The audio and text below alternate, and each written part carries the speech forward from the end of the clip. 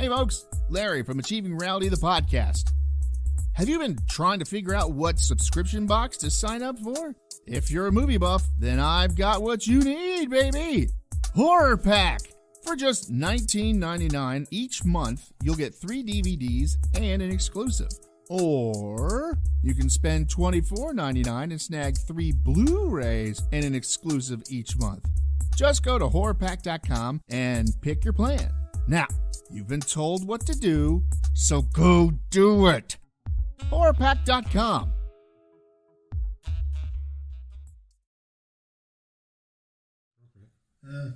Maybe not having an appropriate lamp. No, it's got. Is it like a penis lamp or something? No, Is that what you want?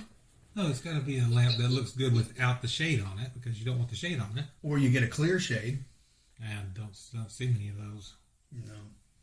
You make one, buy an old shade, then just wrap it with cling wrap. It'd work. I mean, it wouldn't look so great, but it would work. Hope the bulb doesn't get too hot. Well, if it's one of those flame ones, it'll never get too hot. Melt the... My shade's melting. It's getting so bright.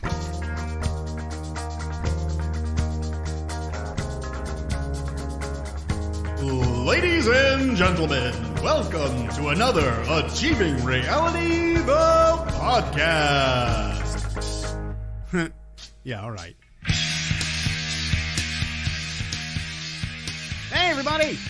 Now, this week, we're just going to go back to our regular shtick of being stupid and ridiculous and stuff. But we got more planned, so don't worry about it. I think it's going to be great. So, sit back, relax, and enjoy this episode of Achieving Reality, the podcast. We'll see you at the end.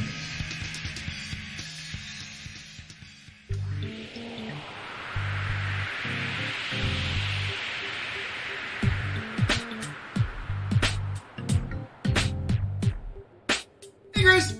Hey, Larry. It's time to learn something new, man. You? Yeah. You ready for this?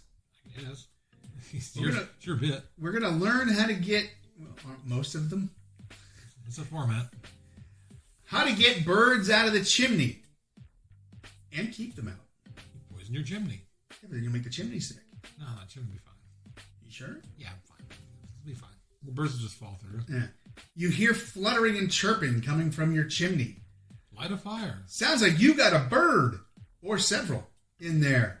So how do you get them out? Light a fire. A fully feathered adult will likely fly out on its own if you show it the way. If you've got a whole nest, though, you'll probably have to wait. Chances are the birds are legally protected and can't be touched or moved. After the birds have abandoned your chimney, shoot them. No, take preventative measures to ensure they don't return. Well, if they were able to build a nest in there, then they know the way out. That's very true, but not the littlest ones. They're still... They're fucked. Yeah. Because you can't really learn to fly from inside a chimney. Or if you ain't got wings. They'll just fall out of the nest and boom into the fireplace. Right, but if you have it lit, you know, they'll start cooking on the way down. They'll start cooking when they're all the way down. Things you should know. Shine a light into the chimney to help adult birds escape on their own. For nests, try to scare the birds off with loud noises. Or cats. If that doesn't work, close the flue and let them stay through the season or call wildlife rescue. Avoid using your fireplace until the birds are gone and the nest is removed from the Or do it the other way around. chimney caps and bird spikes. I guess that's for really metal bird. Bird spikes. They're flying past your chimney the wrong way and their tires pop. Maybe. Birds have tires. Well, if you got spikes for them. That prevents birds from getting into your chimney as well. 1. Try to scare the birds away with loud noises. If you hear flapping or thumping sounds coming from your chimney, It's a ghost. could be. Bang some pots and pans together near the fireplace. Marisa comes home. What are you doing? We got birds in the chimney. Ryan's in the chimney. Clean, clean, clean, clean. Birds hate loud noises. So do Larry's, weirdly enough. But not loud music. And we'll try and get as far away from them as possible. It's not the nicest thing, but it's sometimes shoved in the can do fireplace. Music to scream by. 2, shine a flashlight to coax the bird down the chimney. They've got this picture of basically a bread oven. a person holding a flashlight like you would hold a piece of paper, and what looks like a female cardinal coming out of what would be where the chimney was. Into the room. Into the bread oven. But yes. So once you get into the bread oven, you slam the door. Make bread. No bread. Shine a... Birdie bread. Shine a flashlight to coax... One of the characters in Harry Potter. What, birdie bread? Birdie bread. That is her cousin. To coax the bird down. If the bird can't go up the chimney, it might be able to come down. Block off the room where the fireplace is. That's going to take some doing. Go grab your other backdrop. I'll bring mine from upstairs. If the bird is injured, toss a towel over them, then pick it up and place it in a box. Then stomp it. Never dump an injured bird outside. The International Wildlife Rehabilitation Council has a global directory of wildlife rehabilitators you can use to find a wildlife rescue near you. 3. Call a wildlife rehabilitator if you can't get the bird out. Having a hard time getting that bird out? Call a wildlife rehabilitator. They'll get the bird out. Squeaky, squeaky, squeaky, squeaky. What are you doing? Cleaning your chimney. Why? We're getting the bird out. It can be potentially dangerous to try and reach up your chimney and dislodge a bird that's stuck. And your arm can only go so far. The chimney if it's...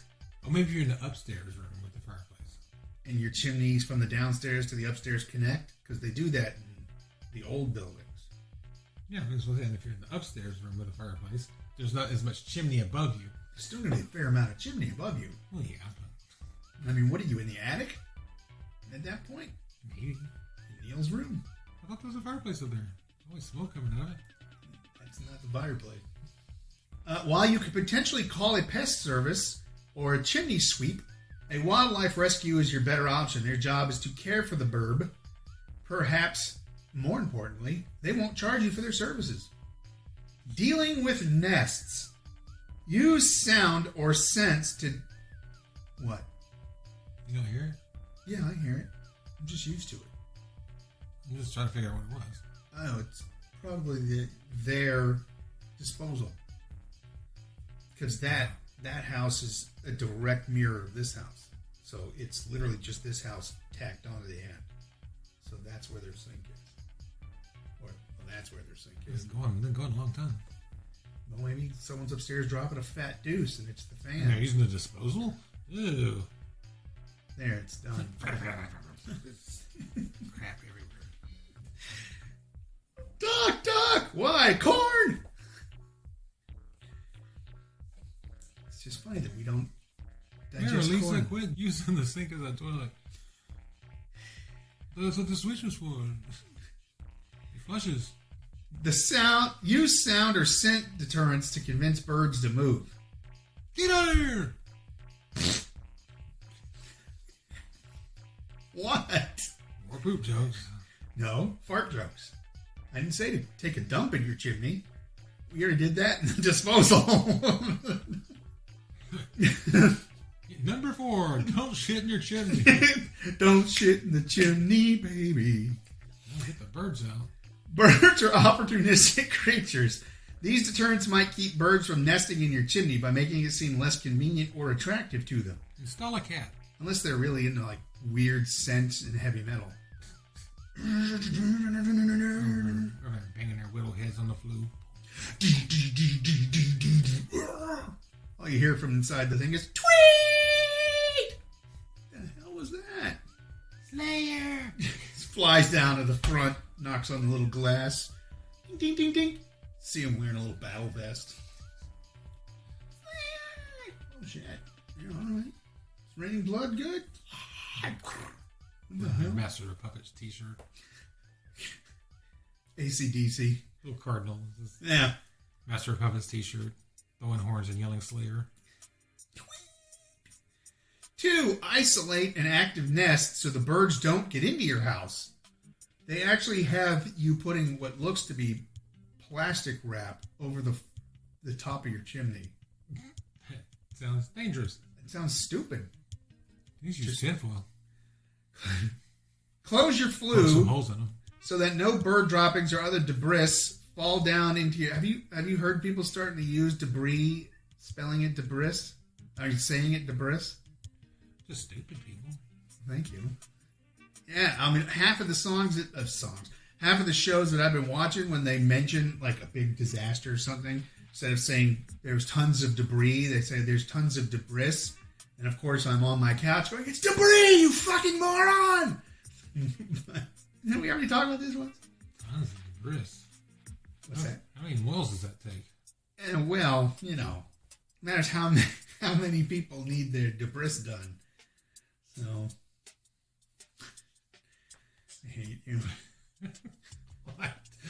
You might also tape a garbage bag over the fireplace opening. It'll keep the birds out of your home and serve as a good reminder not to use the fireplace for the time being. Just tape the opening of the bag over the fireplace. And if something like comes down the chimney and into it, you just close the end and take it outside and let it go. That'll work. 3, call a chimney sweep to remove the nest in the fall. Get Dick Van Dyke. I don't know if I would trust him on the roof very much anymore. I trust him more than me. I trust me more than you or him. And I don't even want to be on my roof. Dick Van Dyke's getting around pretty well. Still, you never know when that one spell will hit you. And I don't want him 30 feet up. Man, could you imagine being the guy responsible for killing Dick Van Dyke? You'd be the most hated man in America. Well, by 40 pluses. By everybody. Everybody just hate you. I mean, 30 and lower won't even know who he is. Who? Never heard of him. Oh, okay, let's look at it with your Funkin' Wagnall kid. I had just gotten completely... call a chimney sweep to remove the nest in the fall. Migratory birds typically abandon their nest in the early fall. The fledglings have all left, and the nest is safe to remove. So, remove it. In some areas, only wildlife professionals can remove nests of protected bird species, even if they're already empty or abandoned. Your chimney sweep How would we know? Would let you know. There you go. So I'm going to call a chimney sweep. You're going to take a look at it and go like, nope, can't do it. Here's my bill. Probably. Actually, if you're good and you are willing to spend the money, you get one of those flexible cameras, but not like the really expensive ones you see on all the TV, but like the ones that plumbers use. Mm-hmm. And they're not cheap, but you put that up there. If you can get it to go up high enough, you can see what it is. Then you call and you go, hey, look, I have birds that look like X. Most of those are in black and white. You can still explain what the bird looks like. Well, it's kind of a gray on gray thing. Well, you just say I'm looking at a black and white. It's got feathers and wings. Yeah, but if it opens, you can at least say what the markings are and things like that. Most bird people are going to know what the bird is. It's got a lighter colored chest than the rest of it. It's kind of like light gray, medium gray. Wearing a ball cap. It's got a T on it. I get a weird kind of goatee. If he's wearing a Master of Puppets t-shirt. That's funny. Alrighty. Keeping birds out of your chimney. Install a chimney cap to keep birds from going into your chimney. Or either work. Yeah. Either work. Get a kidney cap. Yeah, for extra protection, cover an ass cap. For extra protection, cover the opening of the chimney with a 1/4 inch mesh screen. The larger stuff for like rocks.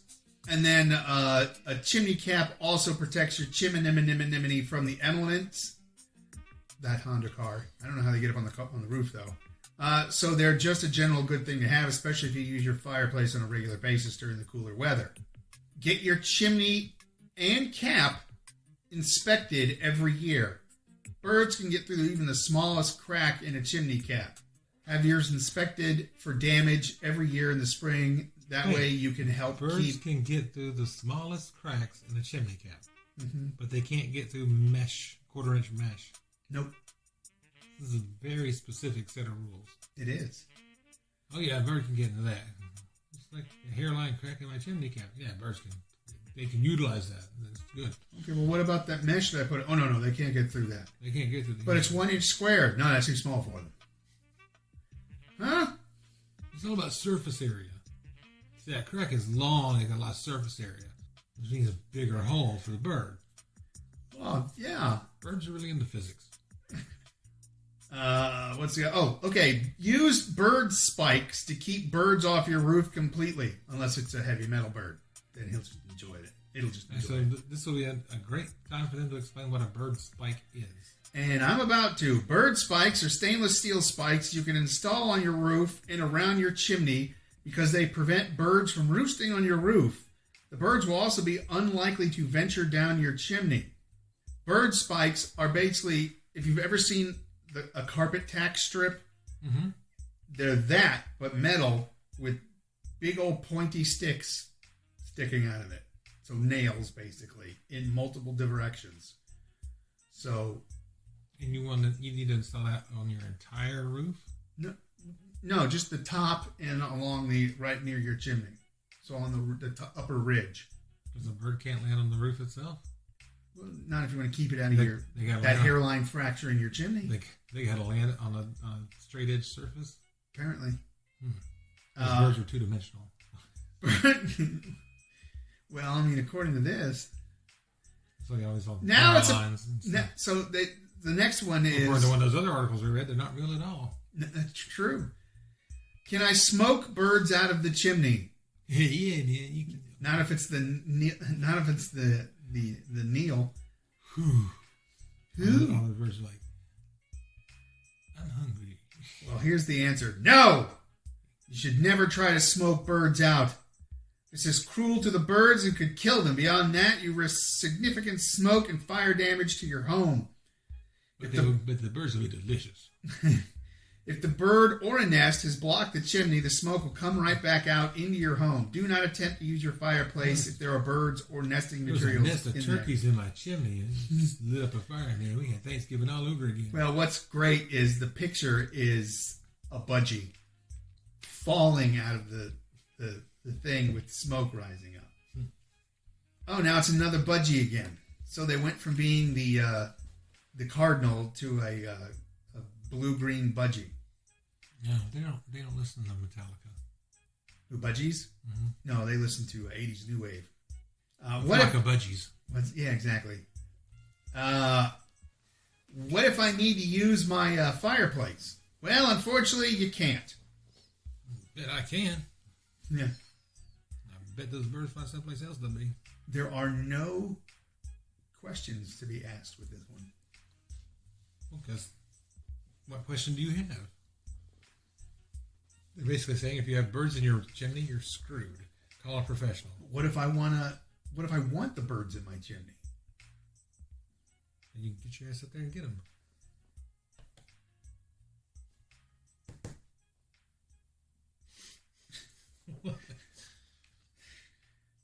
Cue animals music.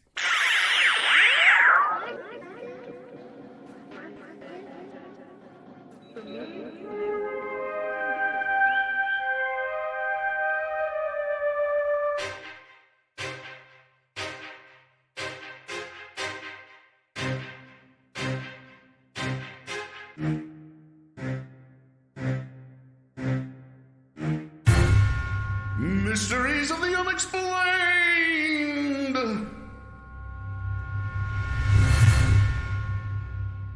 Monsters and something or other. Well, that's why Marisa gets to do the next one. All right, fine. Here, you hit this button. Not that button. 60. It's well away from 50. Okay, we can do the casual figment, which is really long. You know we're not doing that one.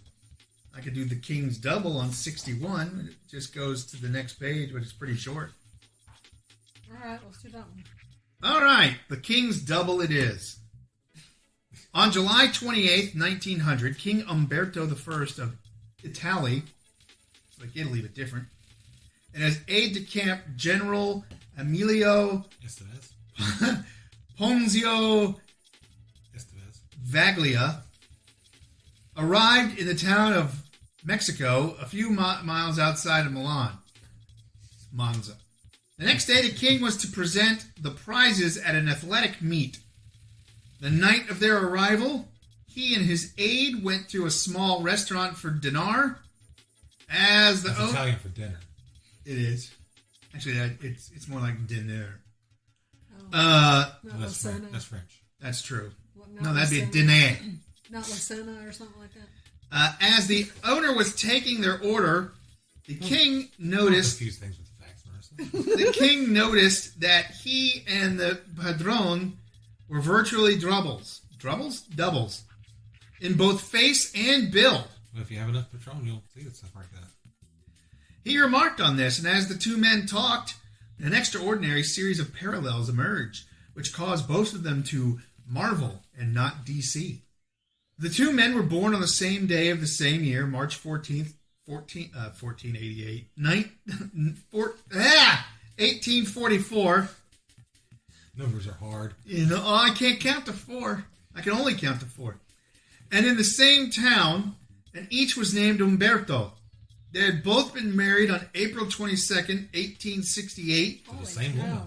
Each to a woman called Margarita Pizza. I said to the same woman.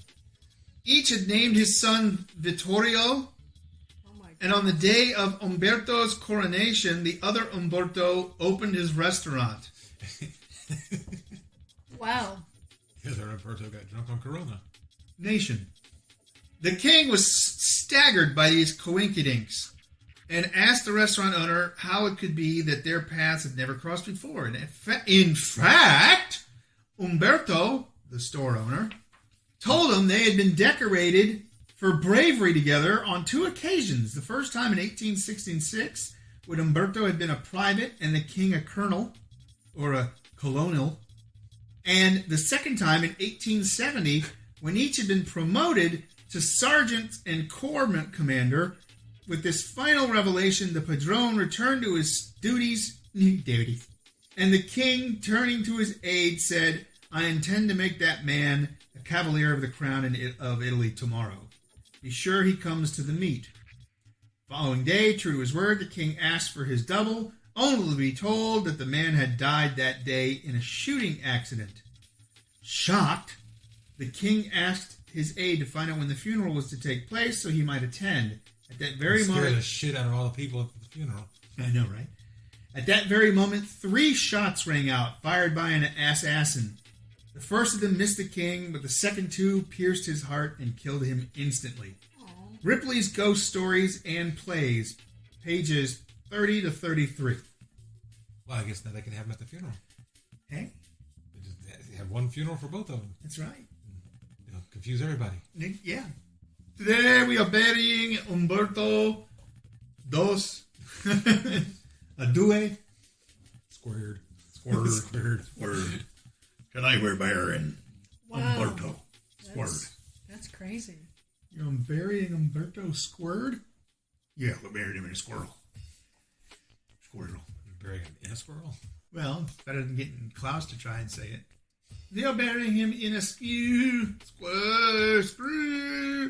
I hate you. A rodent. A rodent. A little furry thing.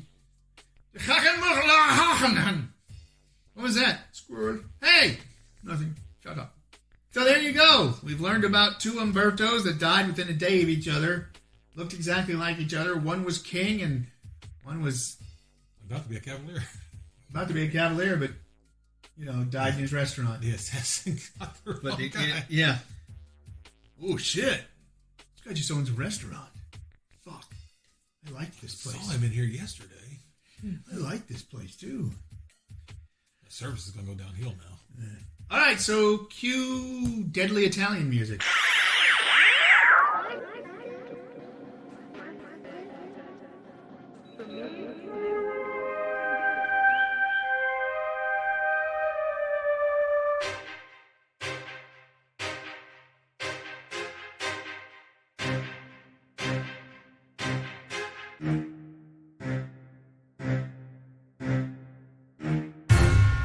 Mysteries of the Unexplained.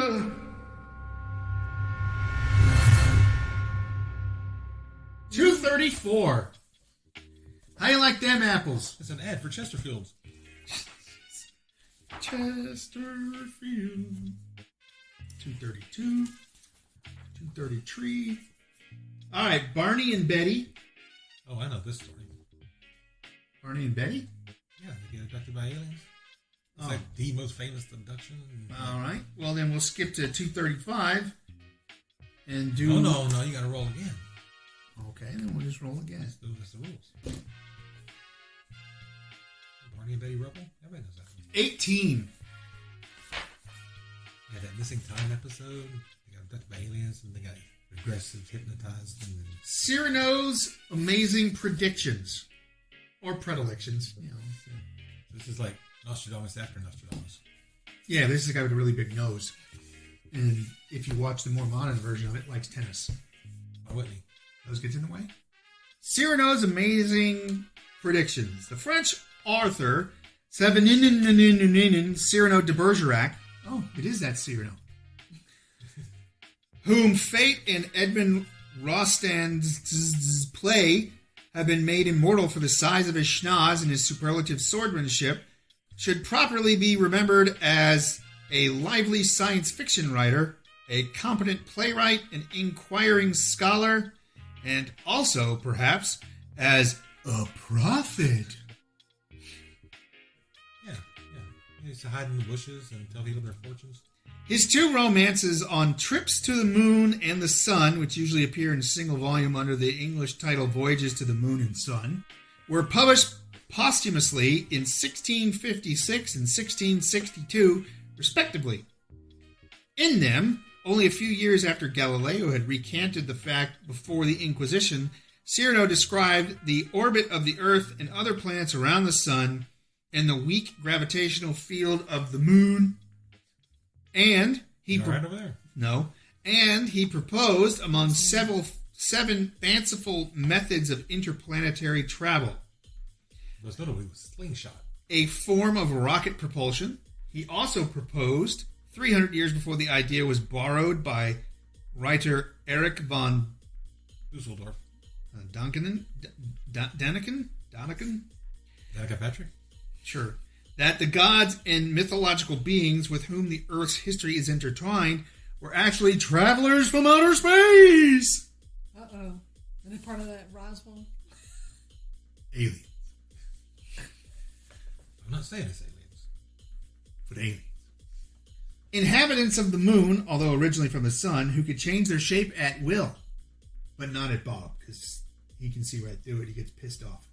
Cyrano also, and far more remarkably, described the following items of moon technology. Houses that could be withdrawn into the ground on huge screws in cold weather, although the retractable screw is something not yet attempted by builders of berm houses.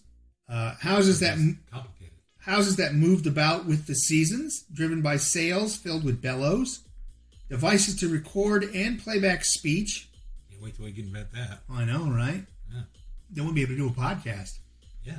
We'll be able to hear it for a change. And radiant bulbs that made the lunar night as bright as day. Although many science fiction writers have forecasted new technology, none was so early in the field as Cyrano, with his prevision of such electrical and electronic inventions as the phonograph and tape recorder, mobile homes, and light bulbs. He may, indeed... That sounds like he was pressed for what else? He's like, and you'll also be able to record on strips of film. On strips of something. On strips. I don't know if they'll... on ribbon. Even have a concept of tape, you know? He may, indeed, Ribbons. have equals in the field, but we shall have to wait another 200 or 300 years to find out. Sam Moskowitz, Explorers of the Infinite, 23 to 27.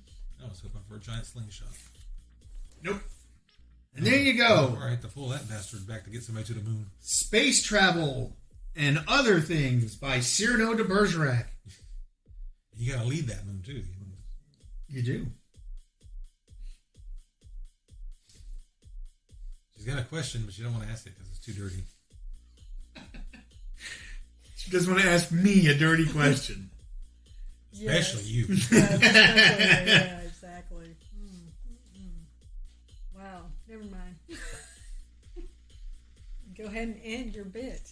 No, you can end it. No, you can't. No, I would like you to end the bit. You want me to end the bit? She'll just push the button.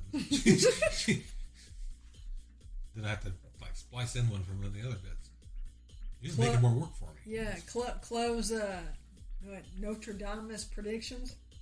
That wasn't Notre Dame's. Well, you know, he's out there too. We haven't read about him. Notre Dame? Isn't he the guy with the humpback?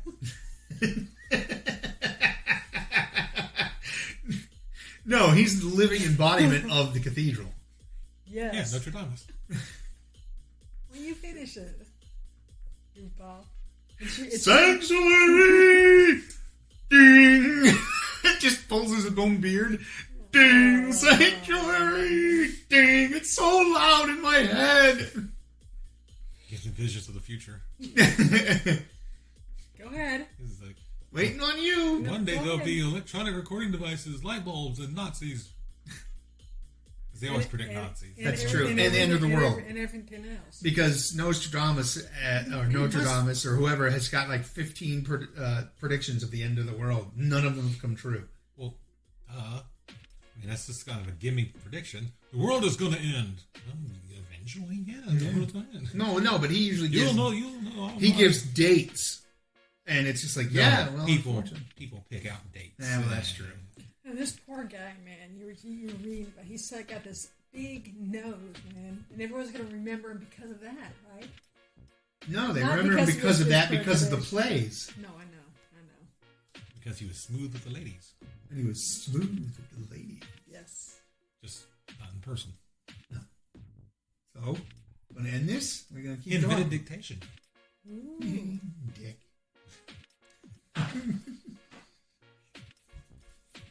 Even the refrigerator didn't like that one. Apparently. Go ahead. Even the finish it. appliances. I'm just waiting on you. Go ahead. Where am I finished. going? I don't know. You finish it. No. You finish it. No. Finish it. Finish it. Fishy shit? What? I thought we were past the French thing. All right, fine. Cue fishy shit music. Fishy shit music.